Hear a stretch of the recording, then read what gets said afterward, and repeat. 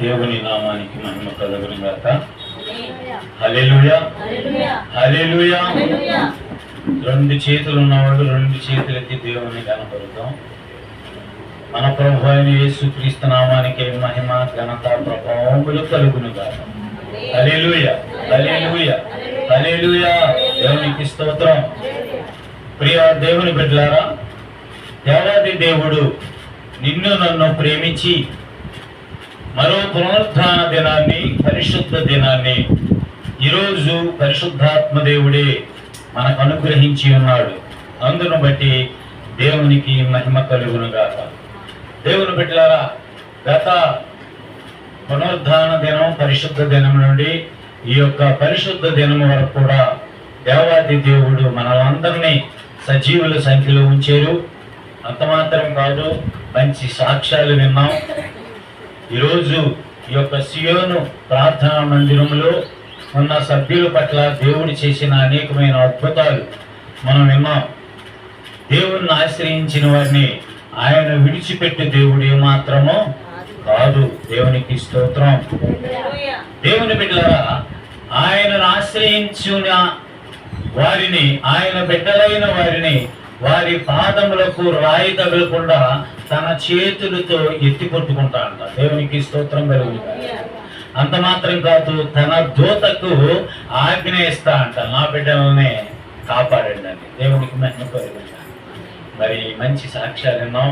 మరి అనంత గారు మరి ఈ లోకంలో ఇప్పటివరకు ఈ లోకంలో భయంకరమైన విగ్రహారాధన నుంచి మరి ప్రభువుని అంగీకరించిన సహోదరి, మరి ఈరోజు దేవుడు ఆవిడని దర్శించి భయంకరమైన నరక కోపంలో నుంచి ఒకరిని అగ్నిలో నుంచి లాగినట్లు మీరు రక్షించండి అని యోధా పత్రికలో రాయబడింది. దేవుని బిడ్డల, అలాగే భయంకరమైన అగ్నిగుండం నుంచి ఆవిడ, ఆ కుటుంబము తప్పించబడింది అనే సత్యాన్ని సగర్వంగా చెప్పగలుగుతున్నాం. దేవునికి స్తోత్రం. ఎందుకంటే ఆవిడ ఇచ్చిన గొప్ప సాక్ష్యం నిలబడి, దేవుని మందిరంలో నిలబడి మంచి సాక్ష్యం ఇచ్చింది. అందును బట్టి దేవునికి మహిమ కలుగును గాక. అలాగే మరి మా ఇరువురి బిడ్డల కొరకు కూడా సాక్ష్యం చెప్పారు. చాలా సంతోషం. అంత మాత్రం కాదు, నేను ఒక చిన్న సాక్షి కూడా ఉంది. మరి నేను సహోదరికి నేను ఫోన్ చేయాలంటే ఐసీలో ఉండి ఫోన్ వెళ్తలా. మీకు ఫోన్ చేయాలని నేను గుంటూరు సమత అనే హాస్పిటల్లో ఉండి నేను ఫోన్ చేశాను. చాలామంది దైవ సేవకులు ఫోన్ చేశాను, ప్రార్థనలు చేయించాను. ప్రక్రియలో మీకు కూడా ఫోన్ చేశాను. అయితే ఆ మూమెంట్కి వచ్చేవరకు నాకు ఛార్జింగ్ అయిపోయింది. ఇక మీకు ఫోన్ అవ్వరా, మీ చేత ప్రార్థన చేయించకపోయాను. అయినప్పటికీ నా సాక్ష్యం ఏంటంటే, మా యొక్క మూడో చెల్లి కుమారుడు సుమన్ అని అతను చిన్న వయసులోనే యులోక దుర్వ్యసనాల్లో పడిపోయి బాడీలో ఉన్న ఆర్గాన్స్ అన్ని దెబ్బతిన్నాయి. కిడ్నీ డ్యామేజ్ అయ్యింది, లివర్ డ్యామేజ్ అయ్యింది, ఏమంటే లంగ్స్ దెబ్బతిన్నాయి. ముందు ఎక్కువ తాగడం వల్ల లంగ్స్ దెబ్బతిన్నాయి. ఇక ఇతను బ్రతకుడు అని పొన్నూరు, మీకు పొన్నూరు అంటే తెలుసలేదు, అంటే బాపట్లకి ఇవ్వకలే ఉంటుంది, చీరాలకి ఇవ్వకలే ఉంటుంది. పొన్నూరు హాస్పిటల్లో జాయిన్ చేశారు వీళ్ళని వెళ్ళే వరకు. అతను డాక్టర్ గారు నాకు ఫ్రెండు, మాకు సీనియర్, నాతో పాటు చదువుకున్నాడు. మరి అతను రాజారావు గారిని వెళ్ళి అతను కలిస్తే నేను చెప్పలేను రా అన్నాడు. మరి ఏం చేయమంటావు అంటే, నువ్వు ఇక్కడ నుంచి మంచి హాస్పిటల్కి తీసుకెళ్ళు అన్నాడు. వెంటనే సాయంత్రం 7-8 అవుతుంది. అంబులెన్స్ కట్టించుకొని ఆక్సిజన్ పెట్టుకుని వాడిని తీసుకుని తెనాలి వెళ్ళాం. అక్కడ మంచి స్పెషలిస్ట్ ఉంటే ఆయన దగ్గర తీసుకెళ్తే ఈ రిపోర్ట్లు చూసి నేను జాయిన్ చేసుకున్నాను. ఇతను దారిలోనే సరిపోవచ్చు, నేను చెప్పలేను అన్నాడు. అంబులెన్స్లోనే మోకరించి ప్రార్థన చేసుకుంటూ ప్రభువుని అడుగుతూ, ప్రభువా నీకు అసాధ్యం లేదంటే ఏది లేదు కదా ప్రభువా, మరి నీ కుమారుడు బ్రతికించవా, నేనైతే ప్రార్థన చేస్తున్నాను, నీకు తప్ప మాకు ఆధారం లేదు, మరి కృప చూపించయ్యా అని కన్నీటితో ప్రార్థన చేస్తూ అంబులెన్స్లో నుంచి ఆ డాక్టర్ గారు ఏం సలహా ఇచ్చారంటే, ఇది మంగళగిరిలో ఏది హాస్పిటల్ అది ఎన్ఆర్ఐ హాస్పిటల్కి తీసుకెళ్ళండి, అక్కడ ఎయిమ్స్ కూడా ఉంటుంది, బహుశా అక్కడికి వెళ్తే ఏమన్నా ట్రీట్మెంట్ జరిగితే బతుకుతాడేమో అంటే ఎన్ఆర్ఐకి తీసుకెళ్తే ఎన్ఆర్ఐలో బెడ్లు ఖాళీ లేవు. తర్వాత ఎయిమ్స్కి వెళ్ళాం, ఎయిమ్స్లో ఖాళీ లేవు. ఏం చేయాలో అర్థం కాదు, మా వల్ల ఏం కాదు తీసుకెళ్ళండి అన్నారు. అంతలోకి నాకు తెలిసిన సిస్టర్, నాతో పాటు చదువుకున్న అమ్మాయి నన్ను గుర్తుపెట్టి పరుగున వచ్చింది. వచ్చి ఏంటి బ్రదర్ ఏంటి అంటే, ఇలా సంగతి అంటే, నేను వెళ్ళొస్తే వాడు సార్ అడుగుతున్నా కానీ మళ్ళా వెళ్తే అప్పటికే బెడ్ లేవు. నేను చివరికి ఏమి రిక్వెస్ట్ చేశానంటే, బెడ్ లేకపోయింది, ఇక్కడ ఒక చిన్న బెడ్ వేసి బయట వాడికి ట్రీట్మెంట్ చేయండి చాలు అని అది కూడా రిక్వెస్ట్ చేశాను. యూజ్ లేదు, చాలా పెద్ద హాస్పిటల్ అది. సరే మళ్ళీ ప్రార్థన చేసుకుంటూ సరే గుంటూరు వెళ్ళిపోదాం అని అలా ఐసీయూలో మళ్ళీ ఈ ఆక్సిజన్ అయిపోయిందేమో భయం. గుంటూరు మన నైట్ అప్పటికి 2 గంటలు అయిపోయింది, 2 అయిపోయింది. గుంటూరు తీసుకొచ్చాం. ప్రార్థన చేసుకుంటూ నాకైతే గుంటూరు తెలియదు. యాక్చువల్గా నేను గుంటూరు జిల్లా వాడిని, గుంటూరు టౌన్ తెలియదు నాకు. నేను చదువుకున్నంత తెనాలే, అంత ఎడ్యుకేషన్ అంతా కూడా గుంటూరు అంతగా టచ్ లేదు. మరి గుంటూరులో హాస్పిటల్ ఏ హాస్పిటల్ మంచిదో తెలియదు, డాక్టర్లు ఎవరో తెలియదు. ప్రార్థన చేసుకుంటున్నాను, ఈ సిటీలో నాకు ఎవరు తెలియదు ప్రభా, మరి సహాయం చేయాలంటే అని ప్రార్థన చేసుకున్న వెంటనే నాకు అనిపించింది ఆ అంబులెన్స్ నడుపుతున్న అతనితో మాట్లాడేది. ఎందుకో దేవుడు అతనితో మాట్లాడు అంటాడు. బ్రదర్ మీతో మాట్లాడాలి ఏంటన్నాడు. ఈ గుంటూరులో హాస్పిటల్ మీకు ఏమో తెలుసు అంటే, యాక్చువల్గా నాకు తెలియదంటే మా ఫ్రెండ్ నాడు ఆగండి అని ఫోన్ చేశాడు. అప్పటికి గుంటూరు చేరుకుని మెయిన్ రోడ్లో అలా ఉంచాం, ముందే వ్యాను. అతనికి ఫోన్ చేస్తే అతను మంచి డాక్టర్లలో ఇతను కూడా ఒక డాక్టర్ అట. ఫోన్ చేస్తే సమత అనే హాస్పిటల్ ఉంది, ఆ హాస్పిటల్ ట్రీట్మెంట్ బాగుంటుంది, అక్కడ జాయిన్ చేయండి, నేను కూడా వస్తాను మార్నింగ్ అని. ఒక విచిత్రం ఏంటంటే దేవుని కృప ఏంటంటే, మేము ప్రార్థన చేసుకుంటూ వ్యాన్ ఓడితో నేను చెప్పలేదు పలానా చోట ఆత్మని. కరెక్ట్గా సమత దగ్గర ఆగి ఫోన్లు చేశాం. సమత ఎక్కడండి అంటే అదిగో సమత అంటే దేవునికి స్తోత్రం. అంటే ఇలా చూస్తే ఇదే హాస్పిటల్, ఎంత అద్భుతం అండి. ఇదే హాస్పిటల్. ఇక మేము ఎత్తకుండా హాస్పిటల్లో తీసుకెళ్ళిపోయాం. నైట్ కరెక్ట్గా 2:30 అయింది. డాక్టర్ గారు ఇమీడియట్గా తీసుకొచ్చి మీరు రండి రిపోర్ట్ చూసేట్టు లోపల రండి మీతో మాట్లాడారు. మాట్లాడితే ఆయన ఒకటే చెప్పాడు, ఈ రిపోర్ట్ను బట్టి ఇతన్ని మేము గ్యారంటీ ఇవ్వలేము. 48 గంటలు నాకు ఛాయిస్ ఇవ్వండి, అవకాశము. ఈ 48 గంటల్లో నేనేం చెప్పలేను, అయితే మీరందరూ సంతకాలు పెట్టాలన్నారు. అందరూ సంతకాలు పెట్టాము. నీ చిత్తం ప్రభువాన్ని సంతకాలు పెట్టేసి చిన్న కుర్రాడు దేవుని బిడ్డలారా అక్కడ సంతకాలు పెట్టిన తర్వాత వెంటనే ఎక్స్రే, ఈసీజీ అన్ని తీసేసారు, టెస్టులు చేశారు. చేసేసి అప్పుడప్పుడు ట్రీట్మెంట్ మొదలు పెట్టారు. ఆయన ఒకటే చెప్పాడు, ఈ హాస్పిటల్లో డబ్బులు ఎక్కువ చూసుకోండి అన్నారు. ఏం పర్లేదండి, డబ్బు ముఖ్యం కాదు, మాకు మనిషి ముఖ్యం అండి, కుర్రోడు కావాలి, మీరు ట్రీట్మెంట్ చేయండి సార్ అన్నాను నేను. సరే అయితే ట్రీట్మెంట్ స్టార్ట్ చేస్తాను. నైట్ ట్రీట్మెంట్ స్టార్ట్ చేశాడు. తెల్లారిపాటికే దేవుడు రిజల్ట్ ఇచ్చాడు. దేవునికి మహిమ కలుగును గాక. తెల్లారి 7 గంటలకు అదే డాక్టర్ నన్ను పిలిచి భయంకరమైన ప్రాణాపాయం నుంచి తప్పించబడ్డాడు. ఇది కేవలం మీ ప్రార్థన అనుకుంటాను అన్నట్టు మాట్లాడాడు. నిజంగా దేవుని కృప. ఐసీలో ఉండి మోకరించి ప్రార్థన చేశారు. అంత మాత్రం కాదు, చాలా మంది దైవసేవకులకు ఫోన్లు చేసి మీరు ప్రార్థన చేయండి, తప్పనిసరిగా మీరు బ్రతకాలి, ఒకే ఒక కుమారుడు వాళ్ళకి. ఇక వాళ్ళ అమ్మ ఏమైపోయిందో, వాళ్ళ అమ్మగారు అయితే పడిపోయింది, అసలు ఇక ఆవిడికి స్వార్థం లేదు.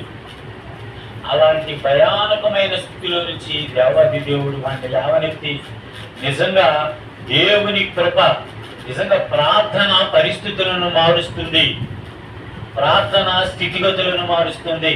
ప్రార్థన ఎంతటి క్లిష్ట పరిస్థితుల్లో ఉన్నప్పటికీ దానిలో నుంచి తప్పించగలిగేది ఏదయ్యా అంటే కేవలం ప్రార్థన ప్రార్థన ప్రార్థన. దేవునికి స్తోత్రం. అనేక మంది దైవ సేవకులు ప్రార్థన ఆలకించాడు, ఈ దీనుని ప్రార్థన కూడా ఆలకించాడు. దేవుడు అంగీకరించి వాడిని సజీవుని సంఖ్యలో ఉంచాడు. ఒక అద్భుతం ఏంటంటే వాడిలో ఏ పచ్చకావిరి కూడా ఉన్నాయి. చివరికి ఇక ఏ జబ్బంటూ లేదు, మొత్తం క్యూర్ అయిపోయి అప్పటికి 3.5 లక్షలు అయిపోయింది. 3.5 లక్షలు అయిపోయింది. ఇంకా డబ్బులు అవుతాయి అంటారు. 3.5 లక్షలు అయిపోయి ఇప్పటికే అమ్మ మరి ఏంటి పరిస్థితి, ఎక్కడ తెస్తారా అన్నాను నేను. అని ఏదో రకంగా చూద్దాం, ఇక బ్రతకాలి నా కొడుకు అంది. ప్రార్థన చేయండి అన్నాం. నేను డాక్టర్ గారి దగ్గరికి వెళ్ళి మాట్లాడాను. చాలా పేదవాళ్ళు అంటే మేమైతే దీనిలో నేనేమి ఇవ్వగలను, నేను 10,000 కంటే ఎక్కువ ఇవ్వలేను, నేను కూడా దీనిని మరి నా పరిస్థితి ఇది, మరి సార్ ఏం చెప్పండి సార్ అంటే ఆయన మాట అన్నాడు నాకు, మీ ఊరు ఊరి యొక్క ఎమ్మెల్యే కనుక సంతకం పెడితే మరి ఒక 3 లక్షలు 4 లక్షల దాకా రావచ్చు, మరి వీళ్ళు అప్పులు తీరిపోతే మరి అదేదో ప్రయత్నం చెయ్యండి అన్నాడు. నా సలహా ఇచ్చాడు. అంటే సీఎం నిధి కింద సీఎం ఫండ్లో నుంచి సీఎం రిలీఫ్ ఫండ్ అని ఉంటుంది, దాంట్లో నుంచి ఇవ్వటం ఎమ్మెల్యే సంతకం పెడితే అయిపోయింది. వెంటనే మా బామ్మతో చెప్పాను, నాకైతే ఆ ఎమ్మెల్యే కింద చూసుకోవాలి, మీ ఇద్దరు వెళ్ళిపోయి నేను ఇల్లుకి నేను ఉంటాను. వాళ్ళ భార్యాభర్తలు వెళ్ళిపోయి ఎమ్మెల్యే కాళ్ళ మీద పడ్డారు, సంతకం పెట్టేసాడు, తీసుకొచ్చేసాడు. 5 లక్షలు శాంక్షన్ అయినాయి. దేవునికి మహిమ. మరి అద్భుతమైన తప్పుడున్నరకు ఖర్చు పెట్టిన 3.5 లక్షలు మాత్రం ఇవ్వడం, ఆ 5 లక్షలు హాస్పిటల్లో తీసుకున్నారు. ఎంత ఖర్చు అయినాయో ఇంకా ఎన్ని రోజులు ఉంటే అన్ని రోజులు ఖర్చు పెట్టడమే. మరి దేవుని దయ వల్ల డబ్బు ముఖ్యం కాదు, కానీ కుమారుడు తిరిగి మరలా సజీవుడిగా ఉన్నాడు. రేపే కృతజ్ఞత స్తుతి కూడిక ఏర్పాటు చేసుకున్నారు వాళ్ళు. రేపు సాయంత్రం కల్లా నేను అక్కడ ఉండాలి. దేవుని బిడ్డలారా, ఈ దేవుణ్ణి ఆశ్రయించిన వారిని ఆయన ఎప్పుడు కూడా ఆయన అంటాడు 9వ కీర్తన 10వ వచనంలో, యెహోవా నిన్ను ఆశ్రయించిన వారిని నువ్వు విడిచిపెట్టి దేవుడువు. దేవునికి స్తోత్రం. మనకి ఏ సమస్య వచ్చినా, మనకి ఏ ఇబ్బంది వచ్చినా, మనకి ఏ కష్టం వచ్చినా, ఒకవేళ నీ వల్ల నా వల్ల కాదేమో కానీ ఆయన వల్ల కానిదంటూ ఏదీ లేదు అనే సత్యాన్ని జ్ఞాపకం చేద్దాం. కనుక దేవుడిపై మనం ఆధారపడదాం. ఏ విషయంలో అయినా సరే దేవునికి అప్పగించండి. మీ చింత యావత్తు ఆయన మీద వేయండి. దేవుడే మన చింతను తొలగించి మన చింత స్థానంలో సంతోషాన్ని ఇచ్చి మనల్ని ఆశీర్వదించే దేవుడు మన దేవుడు అనే సత్యాన్ని ఈ సాక్ష్యం ఎందుకు చెప్పాలి అనుకుంటున్నానంటే నాకు కూడా ప్రేరేపణ కలిగింది. దేవుడు ఈ సాక్ష్యం చెప్పాలని. మరి సొమ్మును ఈరోజు సజీవుడిగా ఉన్నాడు. మరి రోజు బైబిల్ చదువుతున్నాడు. రోజుకు 2 అధ్యాయాలు సామెతలు చదువన్నాను. ఉదయం పూట కీర్తనలు 2 అధ్యాయాలు చదువు, సాయంత్రం పూట సామెతలు 2 అధ్యాయాలు చదువురన్నాను. వాడు డ్యూటీ అప్ చెప్పాను. కంటిన్యూషన్ చేస్తున్నాడు, చదువుతున్నాడు. దేవుని కృప వాడు కూడా మారు మనసు పొంది ప్రభు పరిచర్య చేసేలాగా, దేవునికి ఉపయోగకరంగా ఉండేలాగా, ఇక బ్రతుకు దినాలన్నీ యేసయ్య కొరకే బ్రతకాలని ప్రభువుని నేను కోరుకుంటున్నాను. మీ అందరూ కూడా ప్రార్థన చేయమని మరొకసారి విన్నపం చేస్తున్నాను. దేవునికి స్తోత్రం కలిగిన. మరి ఈరోజు ఈ దినమునకు ఏర్పాటు చేయబడిన దేవుని యొక్క లేఖన భాగాన్ని మనం చదువుకుందాం. పేతురు రాసిన 2వ పత్రిక 3వ అధ్యాయము 6-7 వచనాలు చదువుదాం. పేతురు రాసిన 2వ పత్రిక 3వ అధ్యాయము 6-7 వచనాలు చదువుతున్నాం. దేవునికి ఆ నీళ్ల వలన అప్పుడున్న లోకము నీటి వరదలో అప్పుడున్న లోకము నీటి వరదలో మునిగి నశించెను. అయితే ఇప్పుడున్న ఆకాశమును భూమియు భక్తిహీనుల తీర్పును నాశనమును భక్తిహీనుల తీర్పును నాశనమును జరుగు దినము వరకు అగ్ని కొరకు నిలువ చేయబడినవై అదే వాక్యము వలన భద్రము చేయబడి ఉన్నవి. 13వ వచనం కూడా చదువుకుందాం. అయినను మనం ఆయన వాగ్దానమును బట్టి క్రొత్త ఆకాశముల కొరకును క్రొత్త భూమి కొరకును కనిపెట్టుచున్నాము, వాటి యందు నీతి నివసించును. దేవునికి స్తోత్రం కలుగును గాక. హల్లెలూయా. చిన్న ప్రార్థన చేస్తున్నాం. పరిశుద్ధుడా, గొప్ప దేవ, మహోన్నతుడా, మహిమోన్నతుడా, అద్భుతకరుడా, ఆశ్చర్యకరుడా, ఆలోచనకర్త, నిత్యుడుగు తండ్రి, సమాధానకర్త, గతిపతి, బలవంతుడైన దేవ, నా రక్షక, మా విమోచకుడా, మీకే స్తుతులు స్తోత్రాలు చెల్లిస్తున్నాను. అయా, మమ్మల్ని అందరినీ ప్రేమించి మరో పునరుత్థాన దినము, పరిశుద్ధ దినాన్ని మా జీవితంలో ఇచ్చినందుకు కృతజ్ఞతలు తెలియజేస్తున్నాం తండ్రి. ముఖ్యంగా ఈ యొక్క సియోను ప్రార్థన మందిరమును మీరు ఆశీర్వదించి దీవించండి. ఈ సంఘ బిడ్డలందరినీ పేరు పేరును మీ చేతులకు అప్పగించుకుంటున్నాను ప్రభువా. అయ్యా, ఈ సంఘమును వృద్ధిలో నుంచి అభివృద్ధిలోనికి నడిపించమని అడుగుచున్నాను ప్రభువా. ఇంకను నా ప్రభువా, ఈ మందిరములోనికి అనేకులను ఆకర్షించలాగా అనేకులను నడిపించండి, ఏలవేసి పిలవండి, సంఘమును అభివృద్ధిలోనికి నడిపించండి. మంచి మందిరము కట్టే కృపను కూడా ఈ సంఘానికి ఏర్పాటు చేయమని అడుగుచున్నాను. సంఘ కాపరిని, తనకి ఇచ్చిన బిడ్డలను, భర్తను దీవించండి ప్రభా. వచ్చిన ప్రతి బిడ్డలను దీవించయ్యా. సాక్ష్యం చెప్పిన ప్రతి బిడ్డను, వారి కుటుంబాలను దీవించి ఆశీర్వదించండి నాయన. ప్రియ బిడ్డలు ఎంతో ఆశతో ఆసక్తితో మీ మాటలు వినటానికి సిద్ధంగా ఉన్నారు ప్రభా. ప్రతి బిడ్డతో మీరు మాట్లాడండి తండ్రి, నేను కాదు ప్రభువా, మీరే మాట్లాడండి. మీరు మాట్లాడితేనే అద్భుతం నాయన, వారికి అర్థమవుతుంది తండ్రి. మీరే మాట్లాడి మీ నామాన్ని ఘనపరుచుకోమని, మహిమకరంగా నాయన మా ప్రభా ఈ కూడికను జరిపించి మీ వాక్యం ద్వారా అనేకులను బలపరిచి మీ నామాన్ని ఘనపరుచుకోమని యేసు క్రీస్తు శక్తిగల నామములో ఈ ప్రార్థన సమర్పించుకుంటున్నాను పరమ తండ్రి. ఆమేన్, ఆమేన్. కొద్ది నిమిషాలు దయచేసి ఎవరు మాట్లాడొద్దు.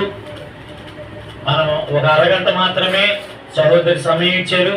ఈ అరగంటలోనే నేను ముగించాలని ఆశపడుతున్నాను. దయచేసి ఎవరు కూడా వేరే అన్య ఆలోచనలు ఉండొద్దు. దేవుని మాట మీద మనస్సు కేంద్రీకరించండి. దేవునికి స్తోత్రం. ఇప్పుడు మనకి 3 మాటల గురించి మాట్లాడాలని పరిశుద్ధాత్మ దేవుడు నాకు ప్రేరేపణ కలుగు చేశాడు. చదవబడిన వాక్యములో అప్పుడున్న లోకము అనేది రాయబడింది ఒకటి, రెండోది ఇప్పుడున్న లోకము, మూడోది రాబోవు లోకము. ఈ 3 లోకాల గురించి మాట్లాడుకుందాం. దేవునికి మహిమ కలుగును గాక. అప్పుడున్న లోకము దేవునికి దృష్టిలో ఎలా ఉన్నది? అప్పుడున్న లోకము ఎలా ఉన్నది? ఇప్పుడున్న లోకము ఎలా ఉన్నది? రాబోవు లోకము ఎలా ఉంటుంది? ఈ 3 గురించి క్షుణ్ణంగా పరిశుద్ధాత్మ దేవుడు మనతో మాట్లాడటానికి సిద్ధంగా ఉన్నారు కనుక జాగ్రత్తగా ఆయన మాటలు వినాలని మరొకసారి మిమ్మల్ని కోరుకుంటున్నాను. అప్పుడున్న లోకము అంటే ఆదికాండము 6వ అధ్యాయము 5వ వచనం చదవండి. ఆదికాండము అప్పుడున్న లోకము ఎలా ఉందో పరిశుద్ధాత్మ దేవుడు మనకు బయలుపరుస్తున్నాడు. ఆదికాండము 6వ అధ్యాయం 5వ వచనం, నరుల చెడుతనము భూమి మీద గొప్పదనియు వారి హృదయం యొక్క తలంపులన్నీ ఊహంతయు ఎల్లప్పుడూ కేవలము చెడ్డదనియు యెహోవా చూచి తాను భూమి మీద నరులను చేసినందుకు యెహోవా సంతాపము నుండి తన హృదయములో. దేవునికి స్తోత్రం చెప్పాలి. దేవుని బిడ్డలారా, సృష్టి యావత్తుని సృష్టించిన సృష్టికర్త అయిన మన తండ్రి అయిన దేవాది దేవుడు యెహోవా దేవుడు. దేవుని బిడ్డలారా, ఈ లోకాన్ని సృష్టించి మాట వినాలా, ఈ లోకాన్ని సృష్టించి ఒక దినమున ఈ లోకము దేవుడు ఈ లోకాన్ని ఆదాము అవ్వలను సృష్టించి వారిని దీవించాడు. 1వ అధ్యాయం 28వ వచనంలో ఉంటుంది, మీరు ఫలించి అభివృద్ధి చెంది విస్తరించి భూమిని నింపుడి. ఈ భూమిని ఏలమన్నాడు. దేవునికి మహిమ కలుగును గాక. విస్తరించమన్నాడు, నిందించమన్నాడు, ఫలించమన్నాడు. దేవునికి స్తోత్రం. అంటే దేవుని యొక్క ఉద్దేశం ఏమైనది అంటే నీవు నేను ఫలించాలని ఆయన యొక్క ఉద్దేశం. ఏ విషయంలో ఫలించాలి? ఏమంటే గర్భఫలంలో ఫలించాలి, ఆస్తుల్లో ఫలించాలి, దేవుని బిడ్డలు విస్తరించాలి, అనేకులకు మేలుకరంగా ఉండాలి, పరలోకపు తండ్రికి సంతోషకరంగా ఉండాలని ఆయన యొక్క ఉద్దేశమై ఉన్నది. అంటే ఆయన ఉద్దేశం నీ పట్ల నా పట్ల ఏంటి? నువ్వు నేను దీనుడుగా ఉండాలని ఆయన కోరుకుంటున్నా. మీరు ఫలించి అభివృద్ధి చెందాలని ఆయన కోరుకుంటున్నాడు. మనం అభివృద్ధి చెందాలి, ఆర్థికంగా అభివృద్ధి చెందాలి, అన్ని విషయాల్లో టెక్నాలజీలో అభివృద్ధి చెందాలి, దేవుని బిడ్డ ద్వారా ప్రార్థన చేయటంలో అభివృద్ధి చెందాలి, దేవునికి ఇష్టలుగా ఉండటంలో కూడా అభివృద్ధి చెందాలి. అయితే మానవుడు అన్ని విషయాల్లో అభివృద్ధి చెందాడు. టెక్నికల్ గా టెక్నాలజీలో అభివృద్ధి చెందాడు, ఈ లోకంలో ఆర్థికంగా అభివృద్ధి చెందాడు, కానీ ఆత్మీయంగా మాత్రం దిగజారిపోతున్నట్లు జ్ఞాపకం చేస్తున్నాడు. అవునా కదా? అవునా కదా? టెక్నాలజీ చూస్తే దేవుణ్ణి మించిపోయాడు మానవుడు. దేవునికి స్తోత్రం కలుగునుగా. ఎక్కడో సెల్ ఫోన్ ఎక్కడ కనిపెట్టారో చూడండి, దాంట్లో నుంచి ప్రపంచాన్ని చూస్తున్నాం. అవునా కదా? టీవీలో నుంచి అన్ని చూస్తున్నాం. భూత భవిష్యత్తు వర్తమానాల కాలాలను మనం ముందే ఉంటున్నాయి. దేవుని ఎంత టెక్నాలజీ సంపాదించుకున్న మానవుడు, అన్ని విషయాల్లో అభివృద్ధి చెందిన మానవుడు, ఎంత అభివృద్ధి చెందిన మానవుని చూసి దేవుడు సంతోషిస్తున్నాడు. టెక్నాలజీలో ఆర్థికంగా నువ్వు అభివృద్ధి చెందే సంతోషమే నా కుమారుడా, కానీ నన్ను మాత్రం నువ్వు మర్చిపోయి చూసా, అదే నాకు వేదన ఉండాలి. దేవునికి స్తోత్రం. అన్నిట్లో అభివృద్ధి చెందాడు, కానీ దేవుణ్ణి ఘనపరచడంలోను, దేవునికి కృతజ్ఞతాస్తుతులు చెల్లించడంలోను, ఇదంతా నా దేవుడిచ్చిన జ్ఞానం అని ఏనాడు చెప్పుకోవట్లేదు మానవుడు. ఈ జ్ఞానం ఎక్కడి నుంచి వచ్చింది? ఇది నా తెలివి, నాది అన్నాడు. ఇందాక సహోదరి మంచి మాట చదివించారు. దేవునికి మహిమ కలుగును గాక. ఇర్మియా గ్రంథము 9వ అధ్యాయము 23, 24 వచనాలు చదివించారు సహోదరి. అందులో అద్భుతమైన మాట రాయబడి ఉంది. జ్ఞాని తన జ్ఞానమును బట్టి అతిశయించకూడదు. చాలా జాగ్రత్తగా మాట్లాడు. చాలా మంది వారి యొక్క జ్ఞానాన్ని బట్టి, తెలివితేటలను బట్టి అతిశయిస్తున్నారు. అతిశయించువాడు దేన్ని బట్టి అతిశయించాలి? దేవుని నామమును బట్టి. ఇట్టి జ్ఞానం ఇచ్చిన దేవుణ్ణి బట్టి అతిశయించాలి. అవునా? ఈ జ్ఞానం ఎక్కడి నుంచి వచ్చింది? నా దేవుడు ఇచ్చాడు అని అతిశయించాలి. నా దేవుని బట్టి నేను అతిశయిస్తున్నాను అన్నారు. దేవునికి స్తోత్రం. కొందరు రథములను బట్టి, కొందరు గుర్రములను బట్టి అతిశయిస్తారు, కానీ దావీదు అన్నాడు, నేనైతే నా దేవుడైన యెహోవాను బట్టి అతిశయిస్తాను. దేవునికి స్తోత్రం చెప్పండి. మరి ఎవరిని బట్టి మనం అతిశయించాలి? మన జ్ఞానాన్ని బట్టా, మన కట్టిన 3 అంతస్తుల బిల్డింగ్ను బట్టా, మన బిడ్డలను బట్టా, నీవు కన్నా 4 కుమారులను బట్టా? ఏమండి, మా కుమారుడు డాక్టర్ అయ్యాడు దాన్ని బట్టి నేను అతిశయించాలన్నో, డాక్టర్ చేసిన దేవుణ్ణి బట్టి అతిశయించాలి. ఈ జ్ఞానం ఎవరిచ్చారు? దేవుడిచ్చాడు. దేవునికి స్తోత్రం కలుగునుగా. దేవుని బిడ్డలారా, కనుక మానవుడు తన్ను తాను అతిశయించుకొని దేవుణ్ణి మర్చిపోవటం మొదలుపెట్టాడు. దేవుణ్ణి మర్చిపోయాడు. దేవుడు కొద్ది కాలం తర్వాత భూమి మీద తన కను దృష్టితో చూశాడు. ప్రతి మానవుడిని చూశాడు. ఏ ఒక్కడో నీతిమంతుడు లేడు, ఏ ఒక్కడో కృతజ్ఞతలు తెలియపరచగల.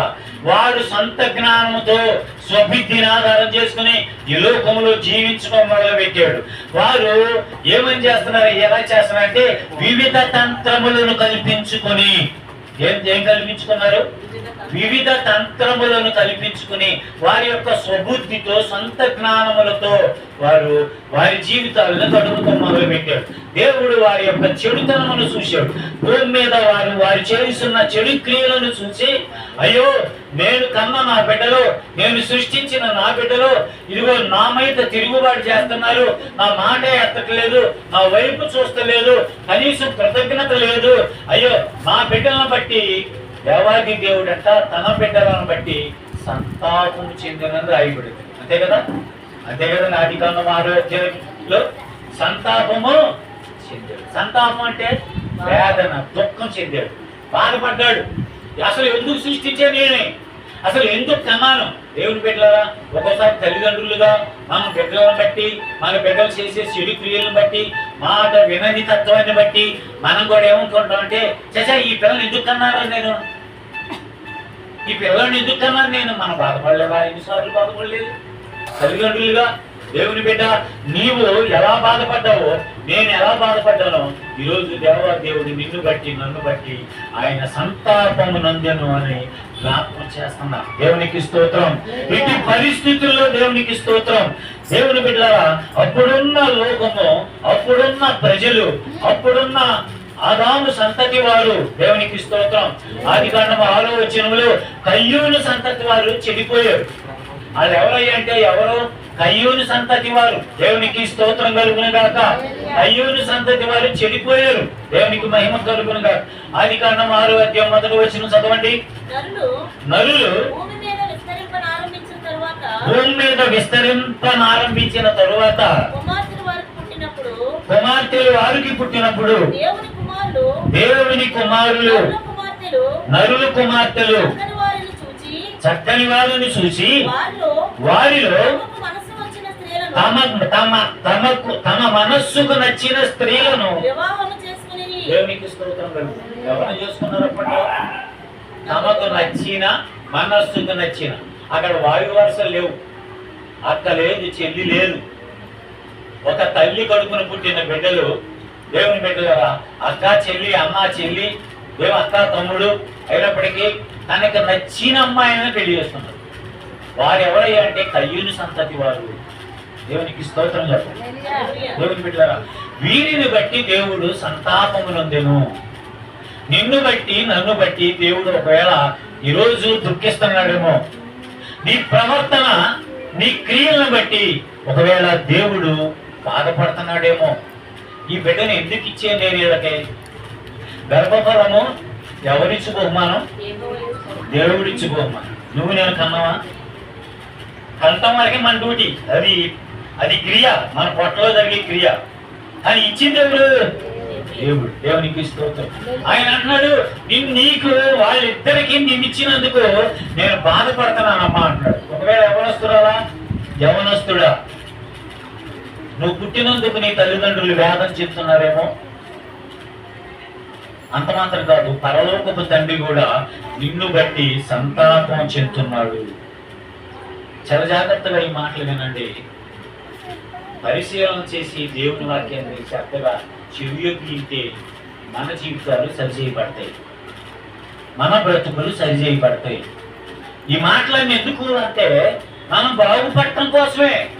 యేసయ్య ఎందుకు సంతాపడుతున్నా అంటే నిన్ను బట్టి వేదన చెందుతున్నాడు. అయ్యో ఎలాగా, నేను ఎలా బాగు చేయాలి, దేవుని బిడ్డలారా, ఆ ప్రక్రియలో దేవుడు, ఆకాశముందున్న దేవుడు భూమి మీద చూసినప్పుడు సర్వమానవులు చెడిపోయారు. సర్వమానవులు కూడా ప్రతి ఒక్కడు చెడిపోయాడంట. అయితే ఆరోగ్యం తీయండి, దేవునికి మహిమ కలుగును గాక. ఒకే ఒక్క వ్యక్తి, దేవుని బిడ్డలారా, ఆయన నోవాహు అనే వ్యక్తి దేవునికి ఇష్టడుగాను. చూడండి, నోవాహు నీతిపరుడును తన తరములు తన తరము అంటే ఆ కాలములో మొట్టమొదటి మనం ఏ కాలం అనుకున్నాం అంటే ఆ కాలములో నిందారహితుడుగా ఉన్న అంట నోవాహు ఒక్కడే. దేవునికి స్తోత్రం చెప్పండి. ఎంత ధన్యత. ప్రపంచంలో ఎంతో మంది పిల్లలను అన్నాడు దేవుడు. దేవుని బిడ్డలారా, ఒకే ఒక్కడు నీతిమంతుడుగా ఉన్నాడు, యథార్థవంతుడుగా ఉన్నాడు. వెంటనే దేవాది దేవుడు ఒక నిర్ణయానికి వచ్చాడు. దేవుని బిడ్డలారా, నోవాహు, నేను ఒక మాట చెప్తున్నాను, వినవయ్యా. ఈ భూమి మీద ఉన్న ప్రతి మానవుల్లో నువ్వు ఒక్కడివే నాకు నీతిమంతుడిగా కనపడ్డావు. ఇంకెవడో నీతిమంతుడు కనపడతలా. ఈ ప్రపంచం మొత్తాన్ని నేను జల ప్రళయంతో ముంచేయాలనుకుంటున్నా. ఏమంటున్నాడు? ఈ ప్రపంచంలో ఉన్న ప్రతి మానవుడిని కూర్చో మాయ్ ఎలా రావాలిటు కూర్చో. ప్రతి మానవుడిని ఏం చేయాలనుకున్నాడు?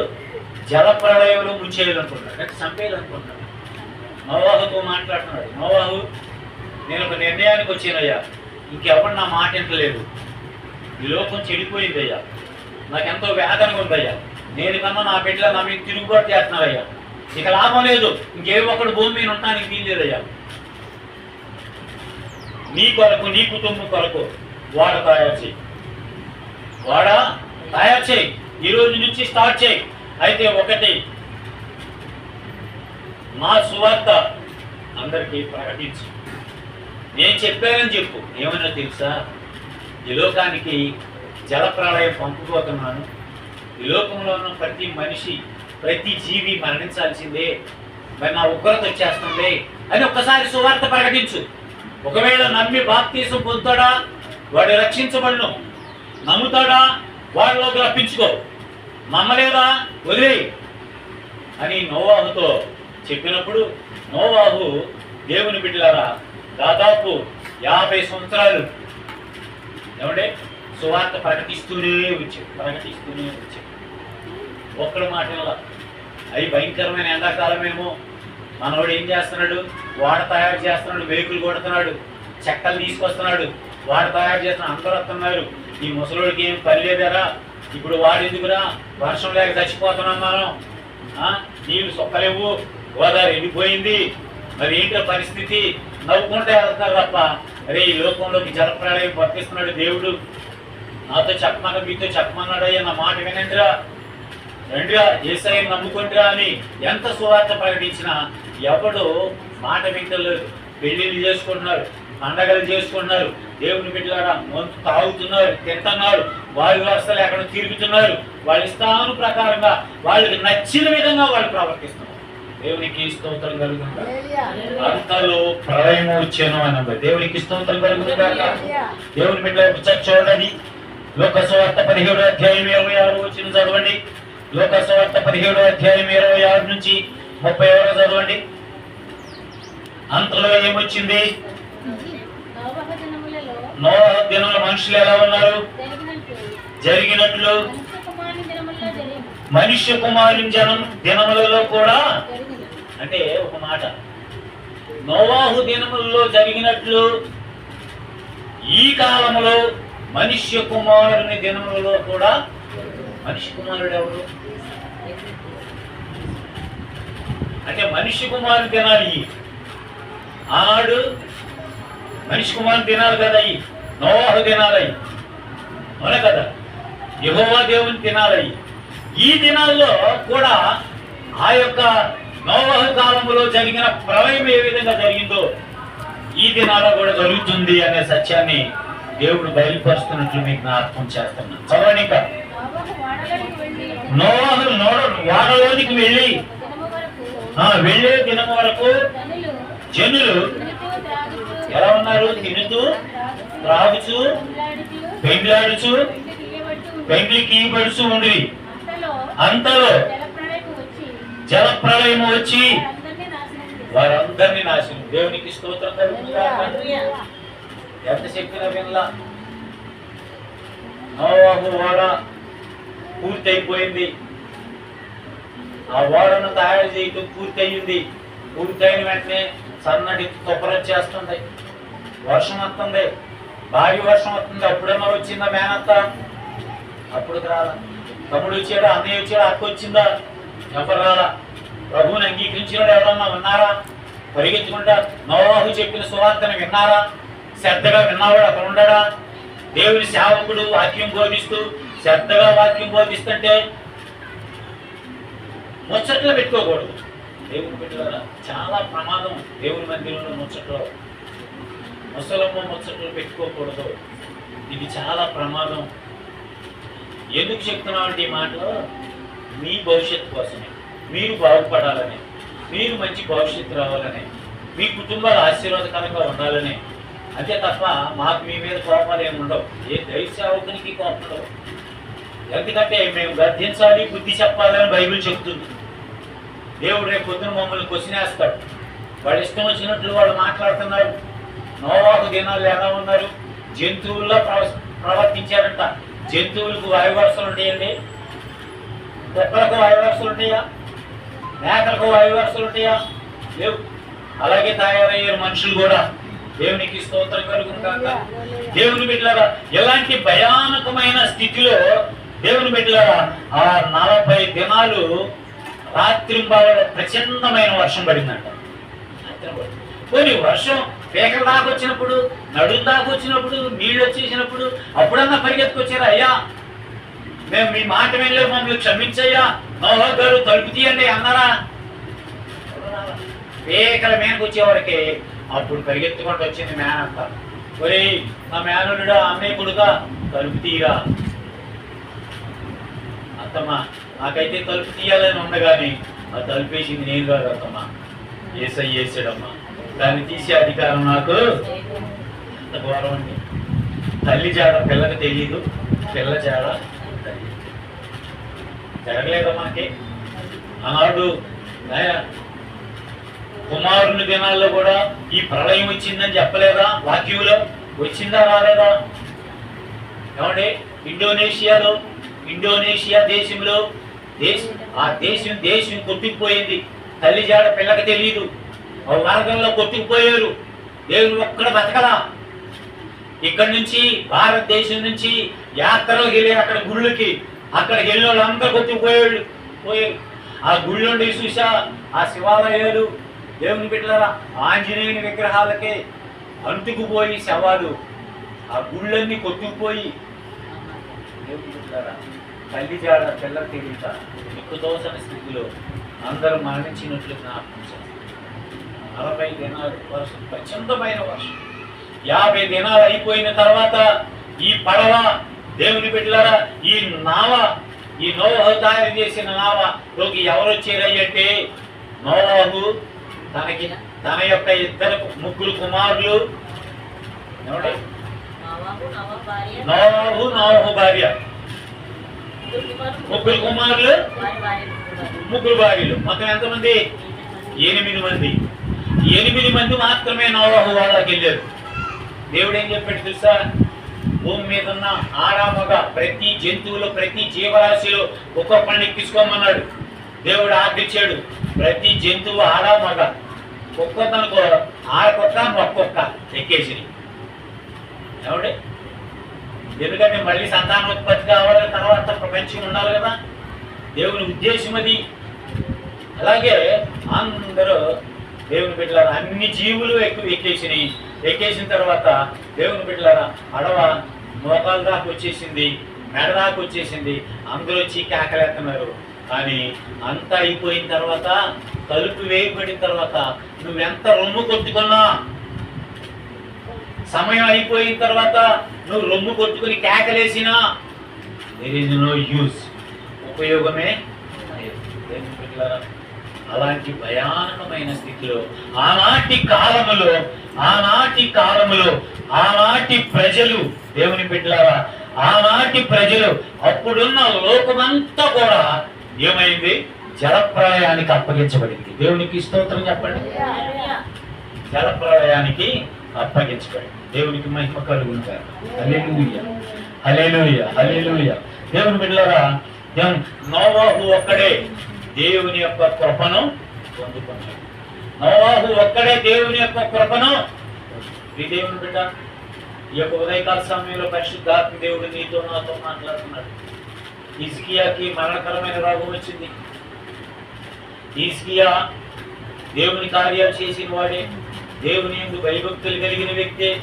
హిజ్కియా రాజు. దేవుని బిడ్డలారా, తన తండ్రి చనిపోయిన తర్వాత తండ్రి మూసేసిన దేవాలయాన్ని తెరిపించాడు. మళ్ళా ధూపదీప నైవేద్యాలు ఏంటి మొదలు పెట్టాడు. దేవుణ్ణి విడిచిపెట్టిన వ్యక్తి కాదు హిజ్కియా. అయితే హిజ్కియాకు మరణకరం సంభవించినప్పుడు హిజ్కియా గోడ తట్టు తిరిగి హిజ్కియా ప్రార్థనా పరుడండి, కన్నీటితో ప్రార్థన చేస్తున్నాడు. తండ్రి, నా తండ్రి చనిపోయిన తర్వాత నీ కొరకు ఎన్ని కార్యాలు చేశానో ఒక్కసారి జ్ఞాపకం చేసుకో ప్రభువా. నీ మందిర ద్వారం తెరవబడింది, మళ్ళా నీకు ధూపదీప నైవేద్యాలు వేసాను కదా ప్రభువా, ఒకసారి నన్ను జ్ఞాపకం చేసుకోవాలి. కన్నీటితో ప్రార్థన చేసినప్పుడు దేవుని కృపను పొందుకున్నాడు. దేవునికి స్తోత్రం. హిజ్కియాకి మరలా దేవుడు 15 సంవత్సరాల ఆయుష్నిచ్చినట్లు జ్ఞాపకం చేస్తున్నా. ఉందా నీకు కృప? దేవుని కృపను పొందుకున్నాడు. హిజ్కియా దేవుని కృపను పొందుకున్నాడు. ఈరోజు నీకుందా దేవుని కృప? దేవుని బిడ్డలారా, మనము పాపులమే, మన పుట్టుకతోనే పాపులమే. అయినప్పటికీ దేవుని బిడ్డలారా, దేవుని కృపను పొందుకోవాలా. ఎలా వచ్చిందయ్యా పాస్టర్ గారు?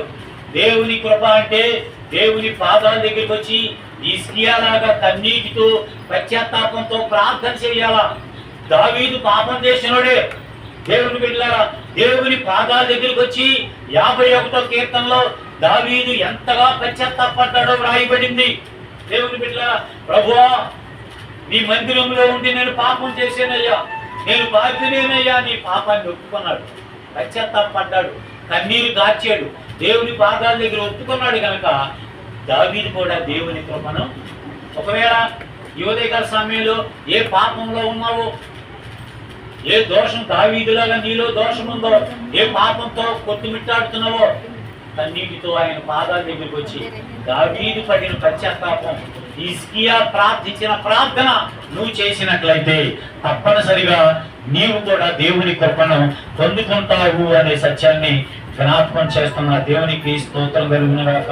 దేవుని బిడ్డలారా, నోవాహు వాడలో ఉన్న కుటుంబం ఒక్కటే వాడలో ఉన్న కుటుంబం ఒక్కటే రక్షించబడింది.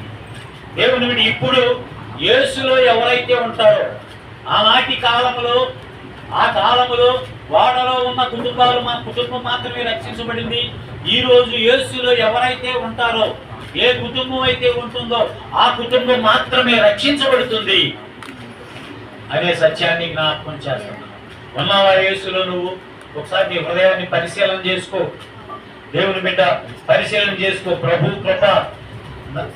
అపోస్తలుడైన పౌలు గారు అంటాడు, తండ్రి నేను ఒకప్పుడు హింసకుడును, దోషకుడును, హానికరుడును అయ్యా, నేను పాపినయ్యా, నేను ఇప్పుడైతే నీ పరిచర్య చేస్తున్నానయ్యా, నా దోషాన్ని నీ పాదాల చెంత ఒప్పుకున్నానయ్యా, నీ కృప నాకు చాలయ్యా, ఒక్కసారి నీ కృపను గొప్పయ్యా అని ప్రార్థన చేస్తున్నాడు అపోస్తలుడైన పౌలు గారు. ఉందా నీకు ఆ ప్రార్థన? ప్రభువా నీ కృప నాకు చాలయ్యా అంటున్నాడు. ఆయన కృప చాలు ప్రభువా. దేవా నాకు ఆస్తులు, అంతస్తులు, 3 అంతస్తులు బిల్డింగు, దేవుని బిడ్డలారా నా ఆస్తులు కాదు నాకు కావాల్సింది నీ కృప చాలయ్యా, నీ కృప ఉంటే చాలు ప్రభు అని ఏదైనా ప్రార్థన చేసేవా? ఒకవేళ చెయ్యలేనట్లయితే ఈ రోజు నుంచి ప్రభు నీ కృప నాకు చాలయ్యా అని ప్రార్థించి దేవుడు నిన్ను ఆశీర్వదిస్తాడు, నీ కుటుంబాన్ని దీవిస్తాడు, నీకు మేలుకరంగా దేవాది దేవుడిని ఇంట్లోనే ఉండి నిన్ను ఆశీర్వదిస్తాడు అనే సత్యాన్ని జ్ఞాపకం చేస్తున్నా. దేవుని బిడ్డలారా, 150 దినాలు అయిపోయింది. ఏది వర్షాలు పడి అయిపోయిన తర్వాత వాడ ఎక్కడికి వెళ్తుందో తెలియదు. ప్రపంచం అంతా నీరుమయమైపోయింది. అన్ని ఎటు చూసినా శవాలే, బిల్డింగ్లు కనపడతలా, శవాలు కనపడుతున్నాయి, పైన నీటి మీద తేలిపోయి శవాలు కనపడుతున్నాయి. దేవుని బిడ్డలారా, అప్పుడు అరారోతు అనే పర్వతం మీదకి వచ్చి ఈ యొక్క నోవాహు తయారు చేసిన ఓడ ఆగిపోయినట్టు జ్ఞాపకం. అక్కడ ఆగిన తర్వాత నీరు కొంచెం తగ్గిందంట. తగ్గిన తర్వాత అప్పుడు నోవాహు తలుపు తీసి, కిటికీ తలుపులు తీసి చూస్తే ఆ చుట్టూ నీళ్ళే కనపడుతున్నాయి అంట. అయినా నీళ్ళు ఏమన్నా తగ్గినాయేమో ఒకసారి చూసిరా అని కాకి ఉంది కదా, మగ కాకిని పంపా అంట. ఏ కాకిని తీసుకున్నాడు ముందు? ఒక కాకిని, అరకాకిని లోపలికి ఇచ్చేది కదా. ఒక కాకిని పిలిచి నువ్వు వెళ్ళి భూమి మీద నీరంతా ఆరిపోయిందో లేదో చూసిరా బాబు అని పంపిస్తే ఈ కాకి ఏం చేసింది? ఆ వాళ్ళ నుంచి బయటికి రాగానే దీనికి ఏం కనపడి తెలుసా? ఏం కనపడలే, శవాలు తప్ప. శవాలు కనపడ్డాయి అంట. కాకి శవం కనపడితే ఏంటంటే పండగ కాదా? పండగనే కాదా? పెద్ద పండగ చేసుకుంది. ఆ శవం మీద కూసుంది, ముక్కు పెట్టి పీకుతుంది, ఆ మాంసం తింటుంది, హాయిగా కడుపు నింపుకుంటుంది. కానీ నోవాహు చెప్పిన మాట మర్చిపోయింది. నోవాహు చెప్పిన మాట ఈనాడు చాలా మంది కూడా తన కడుపే కైలాసంగా ఉంటున్నారు లేదా? కడుపు నిండితే సార్ ఇంకెవరు లెక్క చేయరు, పొట్ట నిండితే ఇంకెవరు లెక్క చేయరు. కడుపు నిండిన అన్నం తిన్న తర్వాత ఎంతటి బలాఢ్యుడు ఎదురొస్తున్నా సరే ఈడే ఉండాలి ఏగాలనుకుంటా అంటారు. ఎందుకంటే ఆ కడుపు నిండి అన్నం తింటాడు, ఏం తిప్పలేదు. నేను ఎంత బలవంతున్నా అనుకుంటున్నాడే. ఆకి కూడా కృతజ్ఞత కోల్పోయింది. అయ్యో నోవాహు గారు నన్ను పంపించాడు, దేవుడే నన్ను పంపించాడు, మరి కృతజ్ఞత కలిగి ఉండాలి కదా, మరి నీరు ఆగిపోయిందో లేదో తిరిగి మరి సమాచారం తీసుకెళ్ళాలి కదా అనే ఆలోచన ఉందా? కడుపు నిండగానే నిద్రపోయిందంతే. ఏ చెట్టు మీద ఎక్కడ ఉందో నిద్రపోయిందో దేవునికి స్తోత్రం. ఎంత చూసినా కాకి తిరిగి రాకలా. అప్పుడు నోడు ఆలోచించాడు, ఈ దుర్భాగ్యురాలు కడుపు నిండిపోయి ఉంటది, ఇక శవాల మీద పెట్టి తింటా ఉంటది. ఇక దానికి ఈ రోజు తిందా అయిపోయిందా, మళ్ళీ ఇంకో శవం ఉంది దాన్ని తింటది, మళ్ళీ అది తెల్లారిగా ఇంకో శవం. ఎడు చూసిన శవాలే కదా, దానికి తిండికి కొరతలేదు. ఇంకా దేవుడితో పని ఏముంది? ఈరోజు చాలా మంది కూడా అదే పరిస్థితి. దేవుడు ఆశీర్వదించిన తర్వాత, ఉద్యోగం ఇచ్చిన తర్వాత, ఇంట్లో అన్ని సమృద్ధిగా ఉన్న తర్వాత, బియ్యం పెట్టినండా ఉన్నప్పుడు పక్కన తోరుగా లెక్సేది. బియ్యం అసలు లేనప్పుడు మా అక్కే చాలా మంచిది అనుకుంటుంది, ఓ మాట బియ్యం ఎక్క బియ్యం లేనప్పుడు దేవుని కాకి లక్షణం. చాలా మంది ఈ తత్వాన్ని మానుకోవాలి. సత్యాన్ని కృతజ్ఞత కలిగి జీవించాలి. మనం ఎవరో తెలుసా? దేవుని బిడ్డలం, క్రీస్తు రక్తంలో కడగబడిన వారు, యేసు బిడ్డలుగా మార్పు చెందిన వారిని. మనలో ఏముండాలి తెలుసా? కృతజ్ఞత భావం ఉండాలి, ప్రేమే ఉండాలి, ఎదుటి వాడిని ప్రేమించాలి, దేవునికి కృతజ్ఞులుగా. వెంటనే చూసాడు నోవాహు, ఇక లాభం లేదన్నాడు. పౌరాన్ని పిలిచాడు, పౌరమా నువ్వు రావి అని పిలిచి, చూడు ఒకసారి ప్రపంచం మొత్తం తిరిగిరా, నీరంతా ఆరిపోయిందా చూడు. అయితే పావురము ఈయన బయటకు వచ్చేసి, అది అన్ని శవాలు కనపడుతున్న పావురంకి శవాలకి సంబంధం ఉంది అసలు మర్చిపో. దేవునికి స్తోత్రం. దేవుడు పని నాకు అప్పగించాడు బాధ్యతతో ప్రపంచ దేశాలన్నీ తిరిగింది. ఎక్కడ చూసినా నీరు తరిగిపోయినట్లు చూసింది. అక్కడ ఏం కనపడిందంటే ఒలీవ చెట్లు కనపడింది. ఒలీవ చెట్లు అంటే ఒలీవ చెట్టుకు చావు లేదు. దేవునికి స్తోత్రం. ఒలీవ చెట్టుకి చావు లేదు. 52వ కీర్తన 8వ వచనం చదవండి. 52వ కీర్తన 8వ వచనం దావీదు అంటున్నాడు, ఇదిగో నీ మందిరావరణములో నేను చక్కని ఒలీవ మొక్క వలె నేనున్నాను. ఒలీవ మొక్కకు చావు లేదండి. దేవునికి స్తోత్రం కలుగును గాక. 8వ వచనం 52వ కీర్తన, నేనైతే దేవుని మందిరములో పచ్చని ఒలీవ చెట్టు వలె ఉన్నాను, నిత్యము దేవుని కృపయందు. నమ్మిక ఉందా? నీకా నమ్మిక? దేవుని యందు నమ్మిక ఉందా? దేవుని కృపయందు నమ్మిక ఉందా? నమ్మిక ఉన్నట్లయితే దావీదులాగా నీవు కూడా ఈ మందిరములో పచ్చని ఒలీవ మొక్క వలె ఉంటావు. దేవునికి స్తోత్రం. ఒలీవ చెట్టుకి ఒలీవ మొక్కకు చావు లేదండి. నిత్యం పచ్చగానే ఉంటది, నిత్యం పచ్చగానే ఉంటది. దేవునికి స్తోత్రం. దేవుని అంగీకరించిన బిడ్డలకు చావు లేదండి. దేవుని బిడ్డలు ఒకవేళ తాత్కాలికంగా శారీరకంగా నీకు మరణం ఉందేమో, కానీ ఆత్మీయ మరణం లేదు. యుగ యుగాలు దేవునితో ఉంటావు. దేవునికి స్తోత్రం.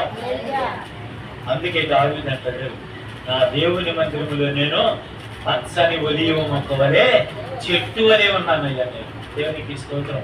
అలాంటి చెట్టు వలె నీవు నేను ఉండాలని ప్రభునామంలో కోరుకుంటున్నాను. దేవునికి స్తోత్రం. దేవుని బిడ్డలు అంత మాత్రం కాదు, చాలా మంది ఎలా ఉంటారో తెలుసా? దేవుని మందిరంలో ఎలా ఉంటారో తెలుసా? పోనీ ఒలీవ చెట్టు వలె లేకపోయినా దేవదూతల్లా కనపడతారు. దేవుని మందిరంలో కనపడతలేదా? మాస్టర్ గారు కన్నీరు పెడితే కన్నీరు పెడుతున్నారు. ప్రార్థన చేసేటప్పుడు ఏడుపు ఆగదు. దేవదూతల్లా ఉంటున్నారు దేవుని మందిరంలో ఉన్నంతసేపు. ఈ దేవదూతలు ఇంటికి వెళ్ళిన తర్వాత దెయ్యాల్లో మారిపోతున్నారు. ఏమంటే కాదా? ఇంటికి వెళ్ళిన తర్వాత ఏమవుతున్నారు? భర్త ఒక మాట అంటే చూసు మళ్ళీ లేచింది, దోసబొమ్మ లేచినట్టు తీసుకోవాలి. మరి ఇప్పుడు వరకు మందిరంలో ఉండొచ్చు, ఏంటి బ్రతుకు? మాస్టర్ గారిని అన్నారట, అయ్యా మీ విశ్వాసులు కొత్తగా వెళ్ళిన పాస్టర్ నారాయణుడు అనుకోండి, వాక్యం చోటకి వెళ్ళి మీ విశ్వాసం చాలా మంచివాడు అనుకుంటారంటారు. దేవుని మందిరంలో దేవదూతలంటే మా ఊళ్ళంతా అన్నమాట. నిజమా? దేవదూతలా? మరి ఇంటికి వెళ్తే అయితే వీళ్ళగా అడగాల్సింది మీ విశ్వాసుల గురించి. మీ విశ్వాసులు అంటే యొక్క భర్తను పిలవండి, వాళ్ళతో మాట్లాడాలి.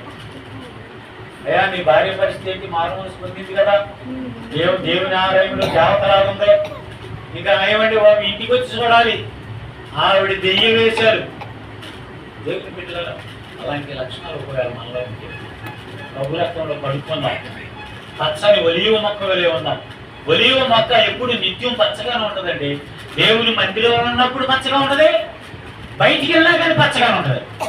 అది అక్కడే తీసుకెళ్ళినా పచ్చగానే ఉంటది. ఆ పచ్చదనం తగ్గదు. అలాగే ఒలీవ మొక్కలో ఉండాలి, దెయ్యంలా మారిపోకూడదు, దేవదూతలానే ఉండాలి. దేవునికి స్తోత్రం. హల్లెలూయా, హల్లెలూయా. అంత మాత్రం కాదు, నీ పిల్లలు భోజనపు బల్ల చుట్టూ ఒలీవ మొక్కల వలె ఉండాలి. నీ భోజనపు బల్ల చుట్టూ ఎలా ఉండాలి?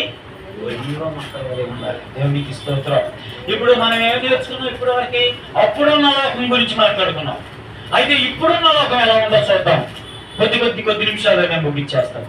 పేతురు రాసిన 2వ పత్రిక 3వ అధ్యాయము 7వ వచనం ఒకసారి చదువుకున్నాం. 3:7 చదువుకున్నాం.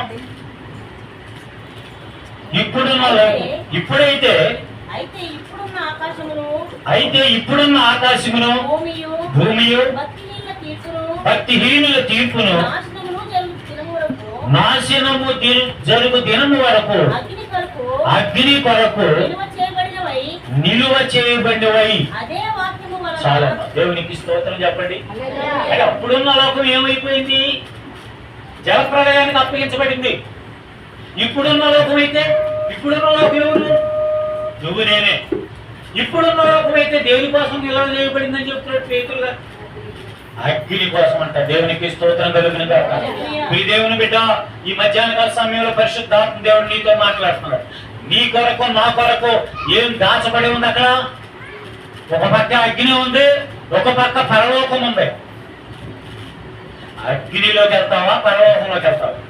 చాలా జాగ్రత్తగా ఈ మాట వినండి. ఇప్పుడున్న లోకం కొరకు అంటే ఇప్పుడున్న లోకస్తులు ఎలా ఉన్నారు? భక్తిహీనులుగా ఉన్నారు. భక్తిహీనుల కొరకు అగ్ని దాచబడి ఉన్నది. దేవునికి స్తోత్రం. ఆకాశము భూమి పంచభూతములు. చదవండి అది కూడా ఒకసారి. పేతురు రాసిన పత్రిక 3వ అధ్యాయము 8వ వచనం కూడా చదవండి. ప్రియులారా, ఏమనగా ప్రభు దృష్టికి 9వ వచనం చదవండి. కొందరు ఆలస్యమని ఎంచుకున్నట్లు ప్రభు తన వాగ్దానమును గురించి ఆలస్యం చేయవాడు కాడు. కానీ ఎవడును నశింపవలనని ఇచ్చేయింపక. అంటే ఎవడు కూడా నశించిపోవాలని ఆయన కోరుకోవట్లా, ఆయన ఇష్టపడతాడా? ఎవరో అగ్నిగుండంలోకి వెళ్ళాలని ఇష్టపడతాడా? ఆయన ఇష్టపడుతుంది ఏంటంటే అందరూ నా రాజ్యంలోకి రావాలి. దేవునికి అందరూ మారు మనసు పొందవాలని నేను కోరుచు మీ ఎడల దీర్ఘశాంతం గలవాడై ఉన్నాడు. నువ్వు ఇంకా పాపం చేస్తున్నప్పటికీ, ఇంకా నువ్వు ఈ లోకంలో ఉన్నప్పటికీ, ఇంకా నువ్వు జాగ్రత్తగా దేవుని మాట వినపోతున్నప్పటికీ నేనేం చేయట్లేదు. ఇదిగో తెలుసా, నీ మీద ప్రేమతో నేను ఇంకా ప్రేమిస్తున్నాడు కనుక జాగ్రత్త. ఎంతకాలం ప్రేమిస్తాడు? ఆయన రాకడ వరకు ప్రేమిస్తూనే ఉంటాడు. ఆయన వచ్చిన తర్వాత ప్రేమ ఉండదు, అగ్నే ఉంటది. ఆయన వచ్చిన తర్వాత ప్రేమ ఉండదు, కలుపు వేసిన తర్వాత ఏముండదు. ఇకనే నా మేనత్త, నా మేనల్లు నో, ఎక్కడ అవకాశాలు ఉండవు. జాగ్రత్త. ఇప్పుడున్న లోకము అగ్ని కొరకు దాచబడి ఉన్నది. దేవునికి మహిమ కలుగును గాక. అక్కడ పంచభూతములు అంటే చదవమా 13వ వచనం. అయితే ప్రభు దినము దొంగ వచ్చినట్లు వచ్చును. ఆ దినమున ఆకాశం